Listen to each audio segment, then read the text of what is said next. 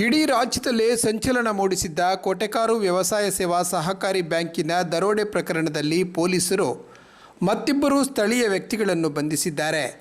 ಶಶಿ ತೇವರ್ ಎನ್ನುವ ಹೆಸರಿನಲ್ಲಿ ಮುಂಬೈನಲ್ಲಿ ಗುರುತಿಸಿಕೊಂಡು ಪೊಲೀಸರಿಗೆ ಚಳ್ಳೆಹಣ್ಣು ತಿನ್ನಿಸುತ್ತಿದ್ದ ಭಾಸ್ಕರ ಬೆಲ್ಚಪಾಡ ಮತ್ತು ಕೆಸಿ ರೋಡ್ ನಿವಾಸಿ ಮೊಹಮ್ಮದ್ ನಜೀರ್ ಎಂಬುವರನ್ನು ಬಂಧಿಸಲಾಗಿದೆ.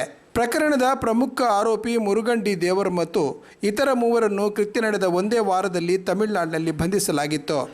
ಈ ಕೃತ್ಯ ಸ್ಥಳೀಯರ ಕೈವಾಡ ಇಲ್ಲದೆ ನಡೆಸಿದಿರಲು ಸಾಧ್ಯವೇ ಇಲ್ಲ ಎನ್ನುವ ಮಾತು ಕೇಳಿಬಂದಿತ್ತು. ಇದಕ್ಕೆ ಪೂರಕವಾಗಿ ಪೊಲೀಸ್ ಅಧಿಕಾರಿಗಳು ಕೂಡ ಪ್ರಕರಣದಲ್ಲಿ ಸ್ಥಳೀಯ ವ್ಯಕ್ತಿಯ ಕೈವಾಡ ಇದೆ, ಬಂಧನ ಮಾಡುತ್ತೇವೆ ಎಂದಿದ್ದರು.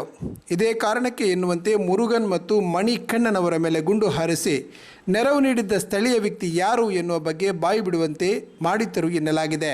ಶಶಿ ತೇವರ್ ಎನ್ನುವ ವ್ಯಕ್ತಿಯೇ ಧಾರಾವಿ ಮೂಲದ ನಟೋರಿಯಸ್ ಗ್ಯಾಂಗ್ ಸದಸ್ಯರಿಗೆ ಕೋಟೆಕಾರು ಬ್ಯಾಂಕ್ ಬಗ್ಗೆ ಮಾಹಿತಿ ನೀಡಿದ್ದ ಎನ್ನಲಾಗಿತ್ತು. ಆದರೆ ಈ ಶಶಿ ತೇವರ್ ಎನ್ನುವ ಹೆಸರು ಸ್ಥಳೀಯರದ್ದು ಆಗಿರಲಿಲ್ಲ.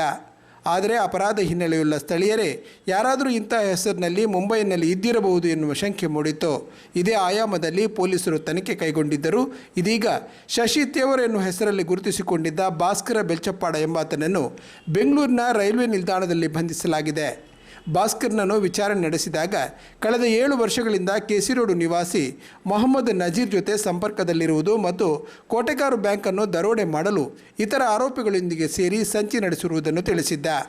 ಇದರಂತೆ ಬ್ಯಾಂಕ್ ದರೋಡೆಗೆ ಮಾಹಿತಿ ಕೊಟ್ಟು ಡಕಾಯಿತಿ ನಡೆಸಬೇಕಾದ ದಿನ ಮತ್ತು ಸಮಯದ ಬಗ್ಗೆಯೂ ತಿಳಿಸಿದ್ದಲ್ಲದೆ ಸೊಸೈಟಿಯಲ್ಲಿರುವ ಸಿಬ್ಬಂದಿಗಳ ಬಗ್ಗೆ ಮತ್ತು ಕೃತ್ಯದ ನಂತರ ತಪ್ಪಿಸಿಕೊಂಡು ಹೋಗುವ ಮಾರ್ಗ ಮುಂತಾದ ಮಾಹಿತಿಯನ್ನು ನೀಡಿದ್ದ ಮೊಹಮ್ಮದ್ ನಜೀರ್ನನ್ನು ಕೂಡ ಬಂಧಿಸಲಾಗಿದೆ. ತನಿಖೆಯ ಸಂದರ್ಭದಲ್ಲಿ ಮೊಹಮ್ಮದ್ ನಜೀರ್ ಸ್ಥಳೀಯವಾಗಿ ಆರೋಪಿಗಳಿಗೆ ಸಹಕಾರ ಕೊಟ್ಟಿರುವುದು ಪತ್ತೆಯಾಗಿದೆ.